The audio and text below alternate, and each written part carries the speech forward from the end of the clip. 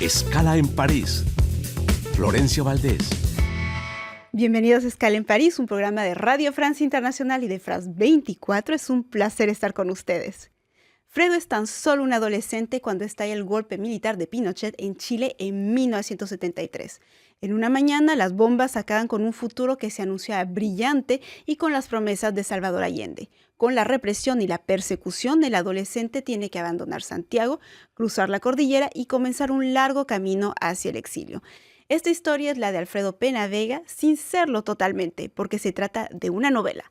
Una novela publicada por la editorial Atlante, Mis noches de exilio. A veces hay que recurrir a la ficción para contar mejor la realidad. Alfredo Pena Vega, muchísimas gracias por estar con nosotros. Gracias a usted por la invitación. Usted es sociólogo en la Escuela de Altos Estudios de Ciencias Sociales aquí en París, director científico del programa internacional Pacto de Jóvenes por el Clima, autor, colaborador durante muchos años del filósofo y sociólogo muy conocido Edgar Morin. Este golpe que acaba con la presidencia Allende, que es una piedra angular de las dictaduras militares de la época, ha sido contado de muchas formas. Hay una producción cultural abundante. ¿Por qué contarlo ahora y por qué contarlo así? Yo creo que el hecho de contarlo ahora y contarlo así tiene dos razones. Primero, contarlo ahora porque yo creo que nosotros estamos en un momento que es preocupante, no solamente en Europa, pero también en América Latina y en otros continentes. Preocupante en el sentido de que las democracias están vacilando y verdaderamente la palabra vacilar es corta. Entonces es importante devolver, digamos, a la memoria. Y como usted bien lo ha dicho, muchas veces la ficción es muy importante para poder reconstruir una memoria. Entonces yo creo que ese es el primer punto. El segundo son los jóvenes y principalmente los adolescentes. Usted bien lo ha dicho. Hay mucha producción sobre lo que pasó. Libros, documentales, la memoria histórica también. ¿Ya? Pero siempre está en los adultos, siempre. ¿Ya? Y hay muy poco, en el caso de Chile, nada. Antes de poder escribir esta novela ficción, evidentemente yo busqué, quise saber si había otras cosas para poder también tener un apoyo histórico, ¿verdad? No hay nada. La adolescencia entonces es un punto ciego de lo que se ha contado sobre la dictadura de Pinochet. Totalmente. El punto ciego evidentemente es un elemento, como usted le dice, para mí fue importante. Yo antes de escribir esta novela ficción busqué para poder tener un apoyo, digamos, histórico y saber más o menos qué es lo que había sucedido con esos jóvenes. En el caso chileno, nada. No hay ni un escrito sobre los jóvenes adolescentes. Entonces para mí era importante contar esta historia, porque se sabe muy poco de la represión de los jóvenes adolescentes. En Chile hoy día hay todavía más de 100 y pocos jóvenes desaparecidos. ¿Ya? Y en el relato que yo cuento, son jóvenes entre 14 y 16 años, ¿ya? Pues, que no tuvieron, digamos, que muchos de ellos no tuvieron hasta hoy día la familia, relato. Claro, de lo que pasó con esos jóvenes. Y justamente regresemos a Fredo, porque Fredo está en la secundaria y hay que decir también que en la época, en la secundaria, hay jóvenes muy involucrados políticamente, los que adhieren a las ideas de Allende y que están entusiasmados con este proyecto y también los que no. Particularmente, ¿qué le sucede a Fredo con ese golpe de Estado? Yo creo que para, digamos, sintetizar y no ser muy largo, yo creo que hay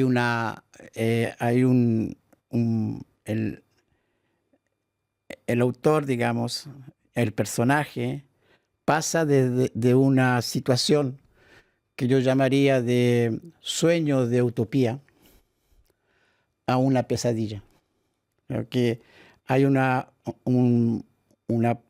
transición violenta entre esas dos situaciones, ¿ya? Los jóvenes de ese momento, que eran, como usted lo dice, muy envolvidos en el proceso, ¿ya? De una manera, yo diría, casi inocente, casi inocente, por no decirlo inocente.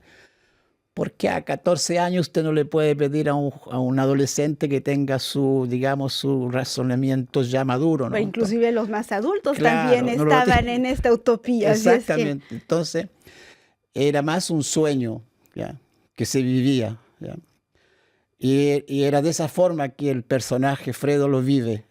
Vive un sueño, que ese sueño se convierte después en una pesadilla que va a llevar, digamos, al personaje, lo va a llevar, digamos, a un momento también. Y yo creo que eso aparece mucho en el relato, ¿no?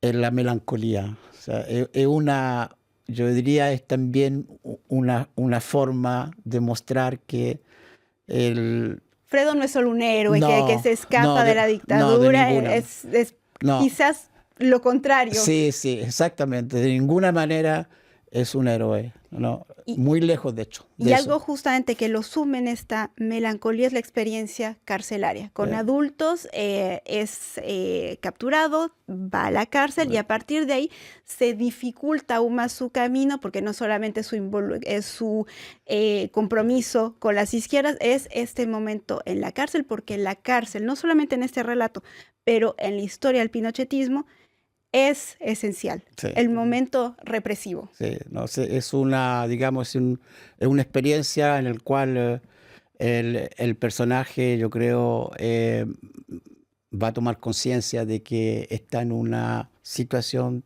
de no retorno, como se dice, de no retorno, y que ahí ya empieza, digamos, lo que sería una trayectoria trágica del personaje, ¿ya? Hay que también decirlo para el lector de que en medio de ese relato, ¿ya? Hay sueños del joven Fredo. Sus sueños hacen parte también, digamos, de esta historia, porque se mezcla la realidad con lo onírico. Claro, exacto. Entonces yo creo que eso también le da un sentido, digamos, más, yo diría, literario un poco a la historia, ¿ya? Que es una historia trágica, real. Que es real. Entonces yo creo que ese es un punto, no es una historia, digamos, de Happy Earth, no se termina felizmente, se termina trágicamente porque sale el joven con su edad, ya adulto, porque a los 18 años, 19 años tiene que salir definitivamente del continente, pero antes de salir del continente tiene que pasar por Argentina, tiene que pasar por Brasil, sí. Y cada vez que hay un punto, digamos, de apertura, digamos, que va hacia adelante, que se vuelve a reconstruir tras la miseria, la calle, el frío del obelisco en Buenos Aires, viene otra vez a atraparlo, porque son las primicias del Plan Cóndor, claro, y de la extensión de todas las dictaduras militares, sí, en Sudamérica. Y entonces va a dar a Brasil tras un largo camino, sí, y va a dar a la cueva del lobo. Sí. ¿Qué le pasa en Brasil?